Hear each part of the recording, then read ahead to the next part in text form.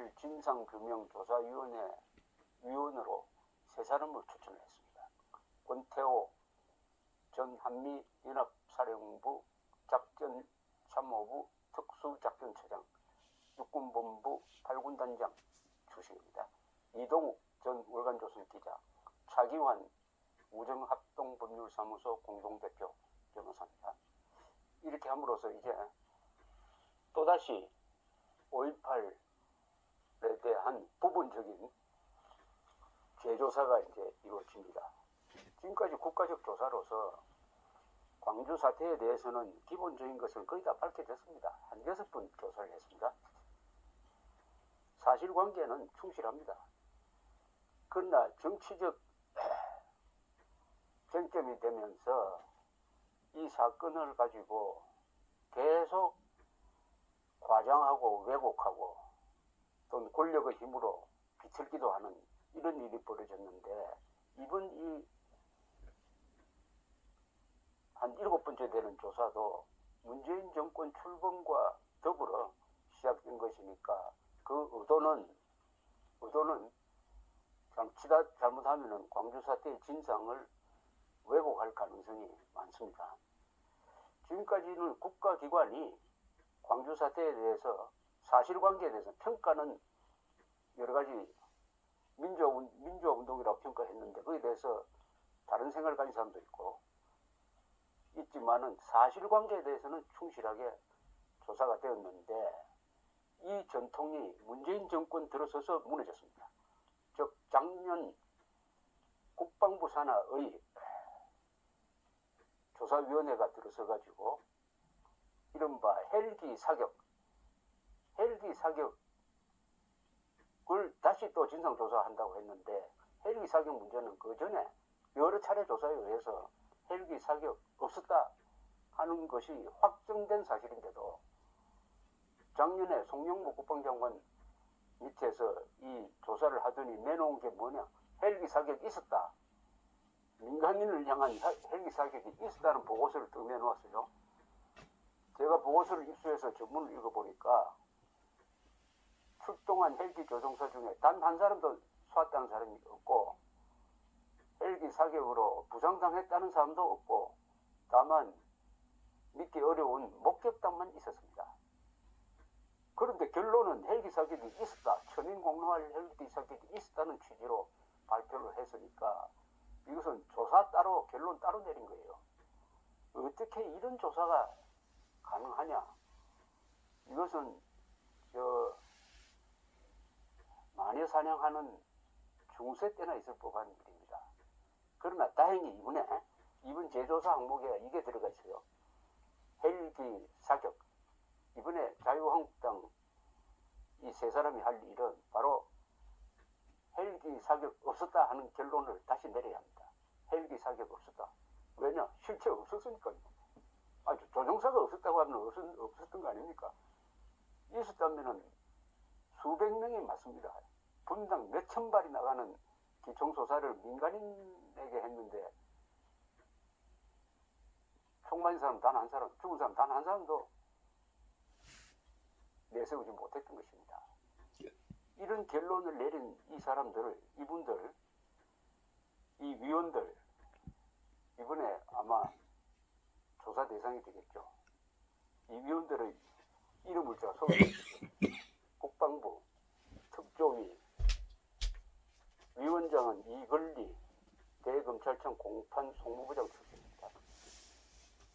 그리고 강희관 예비역 공군준장 출신입니다. 김성 한국기자협회 부회장 광주일보 차장 출신입니다. 김칠준 대한변호사협회 인권위원 출신입니다. 송병흠 공군 제11전투비행단 근무한 사람입니다. 안종철 5.18 기록물 유네스코 세계기록물 등재 추진단장 출신입니다. 이장수 대구지방검찰청 조사부장 출신입니다. 최영태 민주화를 위한 전국 교수협의회 공동의장 출신입니다. 최해필 예비역 육군소장 그리고 육군 항공작전사령부 참모장, 그리고 육군 항공작전사령관 출신입니다. 가장 잘 아는 사람이 바로 최해필 씨였습니다. 전문성이 있습니다. 바로 그 헬기 작전을 관장하는 육군 항공작전사령관 출신이죠. 이분 중에 하나, 둘, 셋, 넷, 다섯, 여섯, 일곱, 여덟, 아홉 명 중에서 헬기 사격이 있었다는데 9명 중에서 8명이 동의를 했어요. 한 사람이 딱 소수 의견을 냈습니다. 이 사람이 바로 최해필 육군 항공작전사령관 출신입니다. 이분의 소수 의견을 제가 지금 소개해드리겠습니다. 소개해드리기 전에 보고서의 결론 부분을 발췌를 해서 제가 읽어드리겠습니다. 공평하게 양쪽 의견을 다 소개를 해드리겠습니다. 보고서 발췌. 헬기 사격 명령을 받은 항공부대 지휘관과 헬기 조종사들은 하나같이 그와 같은 헬기 사격 사실을 부인하고 있다. 그러나 당시 헬기 사격 명령은 실전과 같은 작전이 이루어지고 있는 특수한 상황에서 하달된 것이라는 점, 평시보다 엄중한 군법이 적용되는 비상계엄하에서 그 명령이 하달되었다는 점 등을 고려할 때 단 한 번의 위협 사격도 실시하지 않았다는 진술을 믿기 어렵다. 이 논리 비약은 좀 심합니다. 조종사들은 하나같이 사격 없었다고 부인했는데 당시 전시이기 때문에 과연 사격 명령을 거부할 수 있었겠느냐? 그러니까 사격이 있었다고 본다. 전시라도 사격 명령을 거부할 수 있죠. 부당한 명령이면 실질적으로 그렇게 했습니다. 사격 명령은 받았어요. 그러나 출동해보니까 사격할 상황이 아니었다. 그래서 사격 안 됩니다. 꼭 사격 명령을 내려면 서면으로 해주세요. 이렇게 항의를 하니까 상부에서 받아준 겁니다. 받아준 겁니다. 그런데도 전시니까 사격 명령 받았으면 쐈을 것이다. 이런 어마어마한 논리 비약을 한 겁니다. 또 이런 내용도 있네요. 103 항공대대장 이모 씨는 1980년 5월 24일 오후 1시 55분경 최웅 11공수 여단장으로부터 11공수 여단 병력을 공격하는 시민군에게 사격하라는 2차례 명령을 받았다. 현장에 출동하여 보니 공수 여단을 공격한 무리는 시민군이 아니라 보병학교 교도자로 확인되어 최웅에게 보고하였으나 최웅은 이를 믿지 않고 재차 사격하라고 지시하였다. 이 모모의 주장에 따르면 자신은 결국 그날 사격을 하지 않았다고 한다.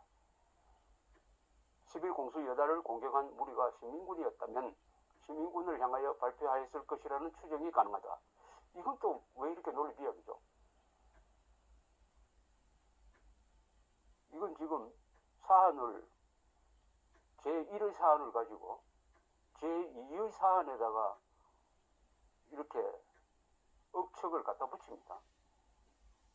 그렇다면 계엄군과 시민군이 교전하는 다른 작전 상황에서도 헬기를 이용한 지상군의 사격 명령이 있었을 가능성과 그와 같은 명령을 받은 헬기 조종사들은 명령에 따라 실제 사격하였을 가능성이 매우 높다.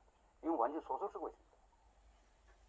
사격을 하지 않았다고 했으니까 오히려 사격을 하지 않았던 것으로 봐서 다른 조종사들도 사격 명령을 받았지만은 사격할 상황이 아니라고 했으면은 상부에서 받아들여서 사격 명령을 취소했을 것이다. 이렇게 결론을 내려야 될 텐데 참 이상한 결론을 내렸습니다. 전일빌딩 10층 전일방송 내부에서 발견된 150개 이상의 총탄 흔적을 감정한 국립과학수사연구원은 총기의 종류를 판단해 볼 때 5.56mm 실탄을 사용하는 M16 소총일 가능성이 높고 7.62mm 탄을 사용하는 M60 기관총일 가능성도 있다는 결론을 내렸다. 그러면 이건 헬기 사격이 아닐 가능성이 높다는 겁니다. 헬기를 타고 M16 쏘지는 않거든요. M16 소총일 가능성이 높고 M60 기관총일 가능성도 있다. 그 가능성은 적다는 거죠. 그런데 이걸 가지고 또 헬기가 쐈다라고 또 결론을 내렸습니다. 이건 완전히 증거 따로 결론 따릅니다.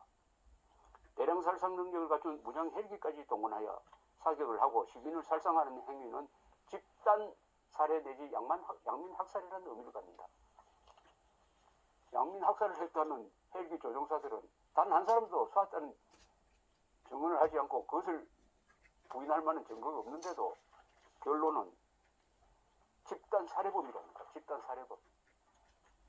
헬기 조종사를 집단 살해범으로 몰고 있습니다. 이 조사 이번에 이 한국당 추천으로 들어간 세 사람이 이거 뒤집어야 합니다. 뒤집을 수 있습니다. 왜 뒤집을 수 있느냐? 살아있습니다. 조종사들이 거의 대부분이 살아있습니다. 그리고 이 사람, 또 한 사람, 소수 의견을 낸 사람, 육군 항공작전사령관 최해필 씨가 살아있습니다. 이 최해필 씨의 소수 의견, 다수 의견에 따라가지 않는 이 소수 의견은 아주 소중한 겁니다. 용감한 사람이죠. 8명이 따라갔지만 이 사람이 안 따라갔어요. 이 소수 의견을 제가 읽어드리겠습니다. 최해필 육군 항공작전사령관입니다. 5.18 민주화운동 기간 중 대응군의 헬기 사격 가능성은 있으나 헬기 사격이 반드시 있었다고 특정할 수는 없다고 생각한다. 단지 5.18 민주화운동 기간 중 대응군의 진압작전에 헬기가 중요한 전력으로 참여는 하였다고 하나 UH-1H 및 500MD는 주로 지휘 통제 임무를 수행하였고 공수여단 병력 공중이동 지원과 긴급 군수 지원, 선무활동 등의 임무를 수행한 것은 확실하다. 비록 광주 시위 사태를 조기에 수습하려고 했던 신군부 측 인사들이 정교사, 전발부장, 기갑학교장 등에게 전차와 헬기를 동원하여 적극적인 시위 진압을 독려하였고 그로 인하여 육군 작전참모부장, 31 사단장, 11 공수여단장 등이 조종사들에게 사격을 지시하였다는 것도 확인되었다. 그러나 김순현, 정웅, 최웅 등의 사격 지시를 받았던 조종사들이 한결같이 헬기 사격 명령을 받은 것은 인정하지만 시민을 향하여 직접 사격을 하지 않았다고 진술하고 있다. 그런데 헬기 사격을 보았다고 하는 진술자는 여러 명이 있다. 조비오 신부, 이광영, 최모 씨, 김모 씨 등의 진술을 살펴보면은 다큐멘터리 어머니의 노래에 출연까지 한 조비오 신부의 진술은 김주호 등의 제보를 받았다는 것이고 사제의 증언에 수록된 신모 씨의 진술도 헬기 사격을 보았다고는 하면서 헬기의 이동 방향, 대상 등 구체적인 상황은 불분명하다. 그러니까 헬기 사격이 있었다는 목격자의 증언을 믿기가 어렵다는 겁니다. 목격자 이광영은 1995년 5월 13일 진술에서는 신원미상의 여학생이 헬기 사격에 피격되어 적십자병원으로 후송하였다고 진술하였는데 2017년 9월 4일 한겨레신문 인터뷰에서는 그때 희생자가 여학생이 아니라고 말하고 있다. 또한 502 항공대에 근무하였다는 최모의 진술은 노란 비표가 있는 502 항공대의 500MD가 사격하는 것을 목격했다고 진술하고 있으나 당시 502 항공대장은 그때 광주에 갔던 헬기는 M5 가스 살포기를 장착하였다고 하는데 가스 살포기를 장착한 500MD는 탄약을 적재할 수가 없다는 것을 최모 씨는 모르고 하는 진술이다. 모순점을 지적하고 있습니다. 이와 같이 5.18 기간 중 헬기 사격에 대한 지시 명령은 있었고 목격자도 있지만 조종사들은 한결같이 시민을 상대로 사격은 하지 않았다고 진술하고 있다. 최근에 이슈가 되었던 전일 빌딩의 탄원에 관해서도 높은 빌딩에 남아있는 탄원이라고 하는 이유만으로 헬기 사격에 의한 탄원이라고 주장하기에는 그 탄원의 밀집도가 아주 조밀하여 hel기 사격을 한 번이라도 해본 사람이라면 헬기 공중 사격 시 발생한 탄원의 밀집도가 반경 1m가 아니 되는 좁은 범위 안에 수십 발의 탄원이 생기도록 밀집 사격을 할 수 없다는 것을 알 수 있을 것이다. 진압군 대대장의 진술에서도 진압군이 시민을 향한 사격을 할 때는 45도 하방, 무릎 아래쪽으로 총구를 향하도록 지시하였다고 하는데 건물 안으로 진입하던 진압군의 F-16 사격 탄원이라면 몰라도 헬기 사격 시 발생한 탄원이 그렇게 밀집될 수 없기에 반드시 헬기 사격에 의한 탄원이라고 확정할 수는 없다. 전일 빌딩에 남아있는 탄원은 1m에 수십 발이 박혀 있는데 이것은 헬기가 공중에서 이렇게 움직이면서 수십 발을 그렇게 좁은데 쏠 수 없다는 겁니다. 또 그 단원도 M16으로 봐야지 타격력이 강한 M60은 아니다.